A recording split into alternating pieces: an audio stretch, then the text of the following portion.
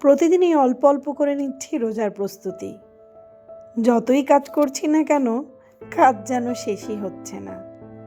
তারপরও চেষ্টা চলছে রোজার আগেই যেন সংসারের যে খুঁটিনাটি কাজ আছে সেগুলো গুছিয়ে নিতে পারি, যেন রোজার মাসটা একটু সহজ হয় দিনগুলো। আপনাদের কি অবস্থা? আসসালামু আলাইকুম, কেমন আছেন সবাই? আমি এশা, ওয়েলকাম টু স্টোরি অফ এশা। আজকে অনেক সকাল সকালই ঘুম থেকে উঠে গিয়েছি আমি। হাজব্যান্ড বাচ্চারা কেবল উঠল। ইলেকশনের পরের দিন আজকে সবারই ছুটি, সাথে শুক্রবার। উঠেই আমি আমার পুরানো আলমারিটা গোছানো শুরু করে দিয়েছি। কাল রাতেই চিন্তা করে রেখেছিলাম আজকে আলমারির সব কিছু গুছিয়ে ফেলবো, কারণ শীতের জামা কাপড় সব বাইরে।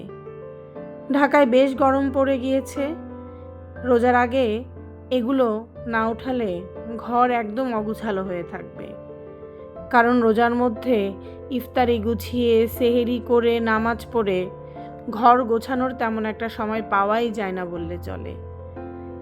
এই অল্প কয়দিনের মধ্যে ঘরের সব খুঁটিনাটি কাজ শেষ না করলে রোজায় দৌড়াদৌড়ি করেই দিন কেটে যাবে। আজকে চারপাশে এত সুন্দর রোদ, অনেকগুলো জামা কাপড় ওয়াশিং মেশিনে ধুতেও দিয়ে ফেলেছি। আর মাছগুলোকে দেখলেই তো মনে হচ্ছে এত সুন্দর আবহাওয়ায় তারা বেশ ভালো আছে।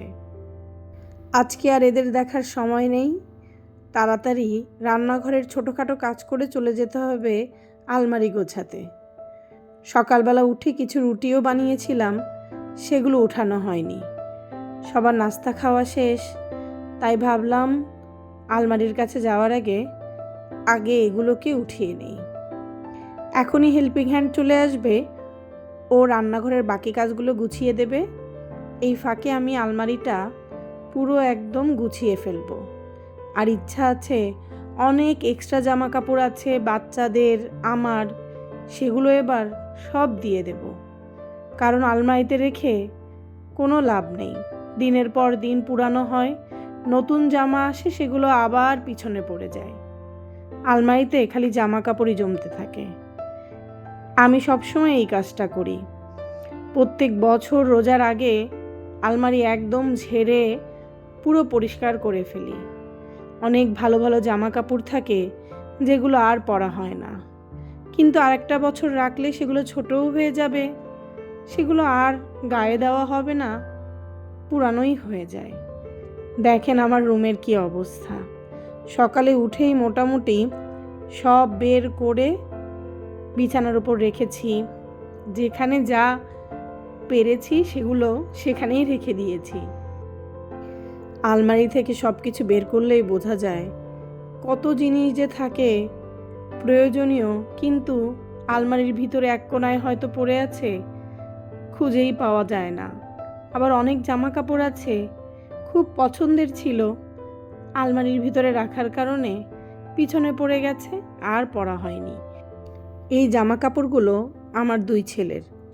অনেক জামা কাপড় আছে ওদের, 1-2বার পরানো হয়েছে, আর পরানো হয়নি, হবেও না, সাইজেও ছোট হয়ে গেছে, একদম নতুন। প্রত্যেক দিনই ভাবি দিয়ে দেব, কিন্তু একদম নতুন দেখে আবার গুছিয়ে রাখি। কিন্তু এবার ইচ্ছা আছে সবই ধাপে ধাপে বের করে দিয়ে দেওয়ার। আজকে বেশ কিছু দিয়ে দিয়েছি আমার হেল্পিং হ্যান্ডকে। যদিও ওর বাচ্চারা বড়, ওকে বলেছি তোমার আশেপাশে যাদের দরকার তাকে দিয়ে দিও, একদম নতুন, 1বার বা 2বার পড়েছে। আসলে আগে কি করতাম আমি, দুটো ছেলে বাচ্চা একসাথে গিয়ে অনেকগুলো জামা কাপড় একসাথে কিনে ফেলতাম, কিন্তু ধাপে ধাপে সেগুলো পরানো হতো না। নতুন নতুন জামা কাপড় প্রত্যেক দিনই বা প্রায়ই চলে আসতো। ঈদের সময় তো এক গাদা জামা কাপড় হয়ে যায়, নানু দেয়, দাদু দেয়, ফুপু দেয়, খালা দেয়, তো দেখা যেত কি খালি জমতেই থাকতো। সেগুলো 1-2বার পরানো হয়েছে, কিন্তু একদম নতুন। আমিও ওগুলোকে সযত্নে আলমারিতে রেখে দিচ্ছি, আলমারির ভারই বাড়াচ্ছি। এবার ইচ্ছা আছে সবই বের করে দিয়ে দেব। আমারও এমন অনেক জামা আছে আমি কিনে রেখে দিয়েছি, যেমন এটা একবারও পরিনি, কিনেছি প্রায় 3 বছর হয়ে গেছে। এবার ঈদে নিজের মনকে বোঝাবো, একটা জামাও কিনবো না। পুরনো যে নতুন জামাগুলো আছে একবারও পরিনি, সেগুলো দিয়েই এবার ঈদ কাটিয়ে দেব। সেই টাকাটা লাগলে অন্য কোনো কাজে লাগাবো। দেখি নিজের মনকে বোঝাতে পারি কি না। এই কালো পলিথিনগুলা খুব কাজে দেয়। কিছু জামা আছে প্রায় নতুন বললেই চলে, এখন গায়েও লাগে না, আর একটু পুরানো ধাঁচেরও হয়ে গেছে। সেগুলো এখন এর মধ্যে রেখে দিচ্ছি, আম্মুর কাছে দিয়ে দেব আসলে। গ্রামের অনেক মানুষ আছে, এগুলো পেলে খুব খুশি হয়ে যায়। প্রত্যেকবারই ভাবি দিয়ে দেব, কিন্তু সব কিছু মিলিয়ে গুছিয়ে নেওয়া হয় না। এবার পুরো প্যাকেট করে রেখে দেব। বাবা মা যখন আসে বা আমি যখন খুলনায় যাই, পুরো প্যাকেট ধরে নিয়ে যাব। মা যাকে খুশি পছন্দ মতো দিতে পারবে। আমার কাছে যেটা বাড়তি, অন্যের জন্য সেটা প্রয়োজনীয়তা। তাই সব সময় চেষ্টা করি পুরানো না করে নতুন থাকতে থাকতেই ভালো জামা কাপড় আমি সবসময় অন্যের যে প্রয়োজন তাকে দিয়ে দিতে। কেননা আমি জানি এই জামাটা আর পরা হবে না। খালি খালি মায়া করে আলমারিতে রেখে দেওয়ার কোনোই মানে হয় না। শীতের জামা কাপড়ও আমি এভাবেই পুরো পলিথিনে ঢুকিয়ে মুখ আটকিয়ে আলমারির মধ্যে রেখে দেই। যেহেতু এগুলো সবই ধোয়া, তাই পরের শীত আসলে জাস্ট বের করে রোদে দিয়েই পরে নিলে হয়ে যায়। এই কাজগুলো একটু কষ্ট করে যদি গুছিয়ে রাখা যায়, তাহলে আলমারিটাও গুছানো থাকে আর কাজও কমে যায়। আজকে সকাল থেকে সারাদিনই গেছে আমার এই আলমারি গোছাতে গোছাতে। ফাঁকে ফাঁকে এসে রান্নার কাজ করে যাচ্ছিলাম। আজকে তেমন কিছু রান্না করিনি, অল্প একটু মাছ আর ভর্তা ভাজি।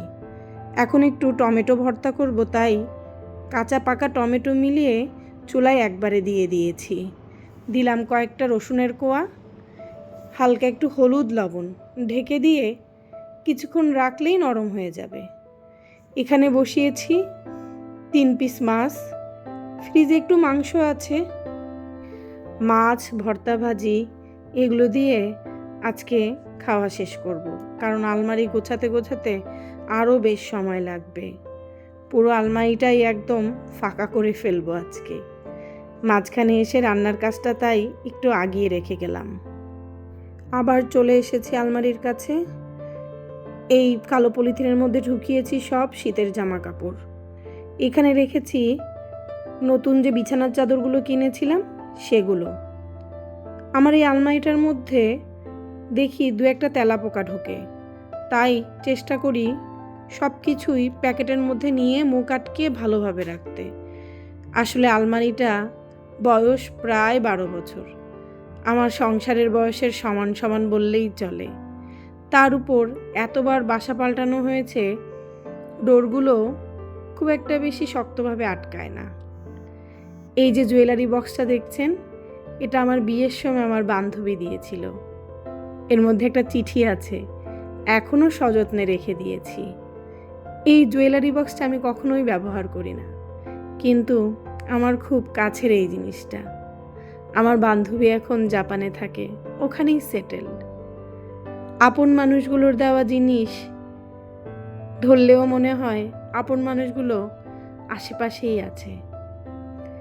যদিও ওর সাথে এখনো কথা হয় মেসেজে, ফোনে, তারপরও পুরনো দিনগুলোর কথা ভাবতেই মনটা জানি কেমন হয়ে যায়। সময়ের স্রোতে আপন মানুষগুলো চলে যায় কত দূরে, যাদের সাথে একসাথে থেকেছি, দিনের পর দিন একসাথে কত গল্প করেছি। ঢাকায় আমি, আমার বোন আরও একসাথে একটা বাসায় থাকতাম। কি অদ্ভুত সুন্দর সময় কাটিয়েছি। ও আমার স্কুল টাইমের ফ্রেন্ড, সেই ক্লাস 6 থেকে একসাথে, অন্তরের খুব কাছের। আজকে সব কিছু গোছাতে গিয়ে যখন বক্সটা পেলাম, তারপর থেকেই মনটা খারাপ হয়ে আছে। সময়ের স্রোত আমাদের কোথায় নিয়ে যায়, আপন মানুষগুলো চাইলেও আর ছুঁয়ে দেখতে পারি না। ও মাঝে মাঝে আমার ব্লগ দেখে। আজকে যদি তুই দেখে থাকিস মৌমিতা, সত্যি বলছি, এত ব্যস্ত জীবনেও মাঝে মাঝে তোকে খুব মিস করি। মনে হয় মনের কথা বলার মানুষগুলো বেশ দূরে চলে গেছে। যাই হোক, কথা বলতে বলতে আপনাদের সাথে আলমারি গোছানো শেষ, ফার্নিচারগুলো একটু মুছে নিলাম। শীত শেষ, আবহাওয়াটা এত শুষ্ক, প্রচুর বালি চারিদিকে। বিছানার চাদরটাও চেঞ্জ করে দিলাম। এখানে বালিশের দরকার পড়ে না, তাও এখানে রাখলেই আমার ছেলেরা এসে এখান থেকে বালিশ নিয়ে যাবে খেলার জন্য। এগুলো দিয়ে তারা ঘর বানায়। হয়ে গেছে আমার ঘর গোছানো। এই রুমের পুরো কাজই শেষ। বারান্দাও গতকালকে গুছিয়ে ফেলেছি। আজকে আলমারি, ফার্নিচার সব মুছে টিপটপ। রোজার আগে বিশাল একটা কাজ শেষ করলাম। চলে এসেছি আবার রান্নাঘরে, টমেটোটা মাখিয়ে নেব। আপনাদের সাথে কথা বলতে বলতে কাজও গুছিয়ে নিয়েছি, রান্নাও শেষ করে নিয়েছি। আশা করি আজকের ব্লগটি আপনাদের ভালো লাগবে। ভালো লাগলে অবশ্যই একটা লাইক, কমেন্ট এবং শেয়ার করতে ভুলবেন না। তাহলে আজকে এখান থেকেই বিদায় নিচ্ছি। ভালো থাকবেন সবাই, সুস্থ থাকবেন, সাবধানে থাকবেন। দেখা হবে নতুন কোনো একটি ব্লগে, নতুন কোনো গল্প নিয়ে। অবশ্য আমাদের জীবনের গল্প তো নতুন হয় না, একই গোধারার জীবনের নতুনত্ব আর কি বলুন। তবুও এই একই জীবনের আনন্দ নিয়ে বেঁচে থাকতে চাই। ভালো থাকবেন সবাই। আল্লাহ হাফেজ।